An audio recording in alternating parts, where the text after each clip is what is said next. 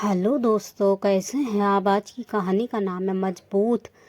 चटाक चटाक घर का दरवाज़ा खोलते ही अजय ने अपनी पत्नी रमा के गालों पर जोरदार दो थप्पड़ मारा। अचानक पड़े थप्पड़ से रमा जमीन पर नीचे गिर गई। ये देखकर पास रमा की 2 साल की बेटी उसे पकड़ कर रोने लगी। रमा ने गालों पर हाथ रखते हुए कहा, अजय ऐसा क्या किया मैंने। फिर अजय ने दांत पीसते हुए गुस्से में कहा, रमा तुम्हें मैंने मना किया था ना कि तुम पार्टी में किसी के सामने अपना मुंह नहीं खोलोगी, किसी से भी बात नहीं करोगी। जाहिर गवार कहीं की, जरा सा भी शर्म नहीं आती तुम्हें। अचानक पड़े थप्पड़ से रमा सब पका गई थी। उसकी आंखों में आंसू आ गए। उसे समझ नहीं आ रहा था कि आखिर गलती क्या हुई। रोते हुए कांपती आवाज़ में उसने दोबारा कहा, लेकिन मैंने किया क्या। अजय ने गुस्से में तमतमाते हुए कहा, अच्छा किया क्या।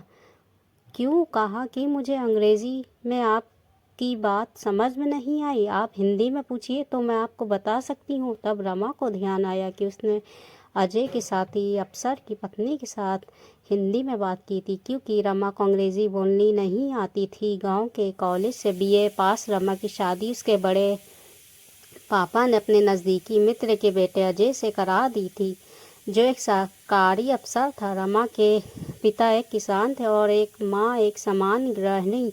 रमा अपने माता पिता की इकलौती संतान थी। अजय के घर वाले भी मोटे दहेज की लालच में आकर शादी के लिए तैयार हो गए। रंग रूप और गुण से सुंदर रमा बहुत ही व्यवहारिक और सामाजिक स्त्री थी।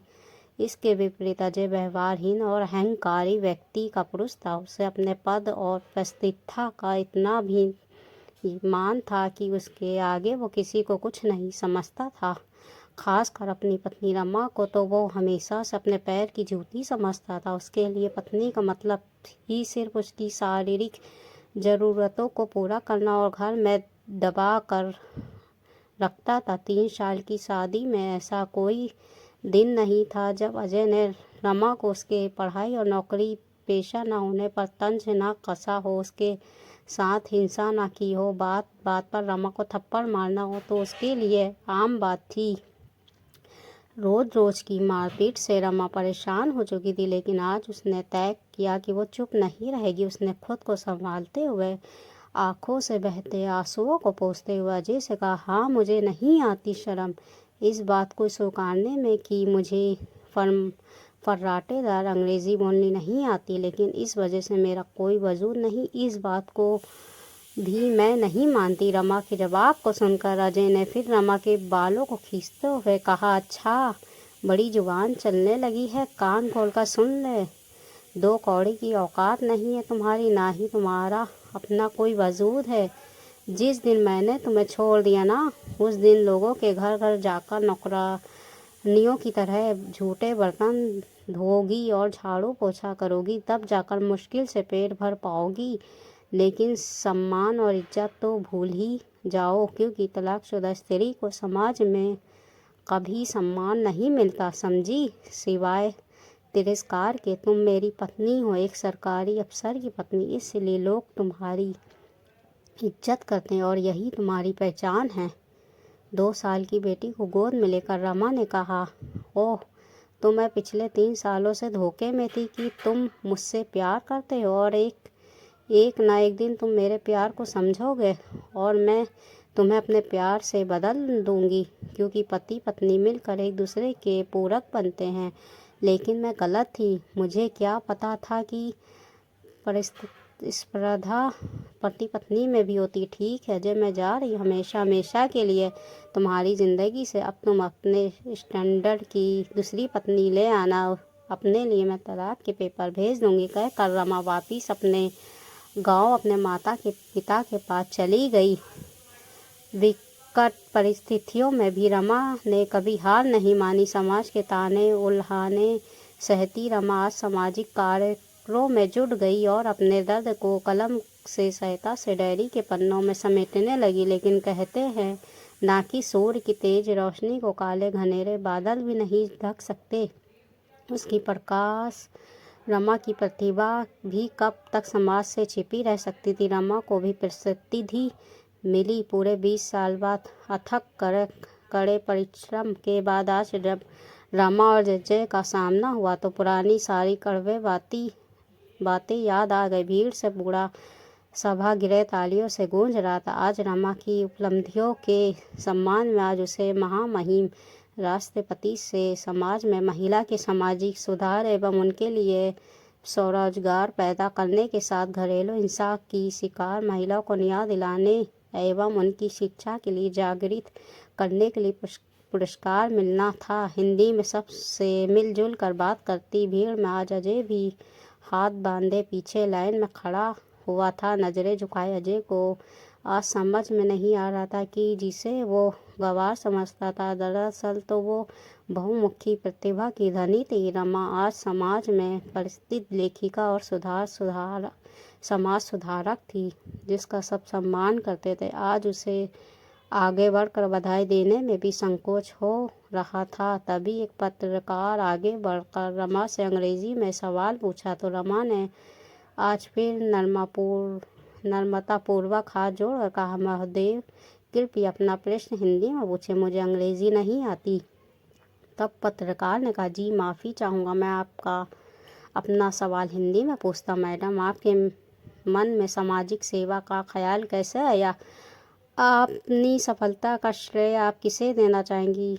आज जहां लोग इंग्लिश मीडियम में अपने बच्चों को पढ़ा रहे हैं, बात कर रहे हैं, वहां आप हिंदी में लिखती हैं। क्या आपको कभी असफलता का डर नहीं लगा? तब रमा ने कहा, जी नहीं, मुझे हिंदी बोलने लिखने में शर्म नहीं आती। और जैसा कि हम सब जानते हैं, परिस्थितियों से बड़ा गुरु कोई नहीं होता। कठिन परिस्थितियां हमें मजबूत बनाती हैं। इसलिए आज मैं उस व्यक्ति का दिल से आभार व्यक्त करना चाहती हूँ जिसने मुझे अपने जीवन और घर से मुक्त कर मेरे स्वाभिमान को जगाया। वो व्यक्ति मेरे जीवन के ऐसे गुरु हैं जिनके दिए घाव ने मेरे अंदर दबे आत्मविश्वास और आत्मसम्मान को जीवन में नई दिशा एवं कुछ कर गुजरने के जुनून को जगाया। जिन्होंने मुझे अपने सामाजिक रिश्ते से आज़ाद करके बाहर समाज में आकर सांस लेने का और समाज के लिए कुछ करने का मौका दिया।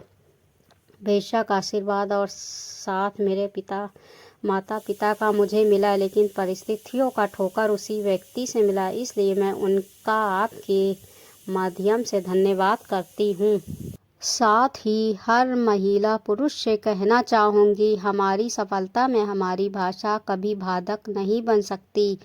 और हिंदी तो हम सभी भारतवासियों के दिल की भाषा है। सफलता के लिए बस सच्ची लगन और जुनून की ज़रूरत होती है। थोड़ी देर बाद मौका मिलते ही रमा को अकेला देखकर अजय उसके सामने आकर खड़ा हो गया और उसने कहा, रमा, अपनी गुड़िया कैसी है? अब तो बड़ी हो गई होगी। रमा ने कहा, मेरी बेटी बिल्कुल ठीक है और अब पढ़ाई के साथ साथ मेरे ही सामाजिक कार्यों में मेरी मदद करती है। अजय ने कहा, रमा, तुम ऐसा क्यों कह रही हो? वो मेरी भी बेटी है, मुझे माफ़ कर दो। मैं तुम्हारी अहमियत नहीं समझ पाया। तुम्हारे जाने के बाद मैंने अपने ही ऑफिस के महिला साथी अफसर से शादी की। 2 बेटे भी हैं, लेकिन मेरी कोई इज्जत नहीं, ना ही मेरी कोई अहमियत है। मेरी पत्नी मुझे बात बात में बदनाम करने और मेरा करियर ख़त्म करने की धमकी देती है और मैं चुपचाप सुनता हूँ क्योंकि मैं कुछ नहीं कर सकता। चुपचाप खड़ी अजय की बातों को सुनती रमा ने आखिर में हाथ जोड़कर कहा, महोदय, मैं असहाय लोगों की मदद करती हूँ, लेकिन आप तो खुद सक्षम हैं, मैं आपकी कोई सहायता नहीं कर सकती। तभी रमा की बेटी वहाँ आ गई और वो अपनी बेटी के साथ वहाँ से चली गई। अजय आज नज़रें झुकाए चुपचाप सब कुछ सुन रहा था, लेकिन आज कुछ भी कहने की स्थिति में वो बिल्कुल नहीं था और अपनी तिरस्कृत किए गए रिश्तों को जाते देख रहा था, क्योंकि वो आज मजबूर था और कुछ नहीं कर सकता था। लेकिन रमा आज मजबूत थी। दोस्तों, ये हिंदी कहानी के लेकर आपकी क्या राय है? हिंदी कहानी अच्छी लगी तो हिंदी कहानी को लाइक, सब्सक्राइब, शेयर ज़रूर कर दीजिएगा। कल फिर हाजिर होंगे एक नई हिंदी कहानियों के साथ।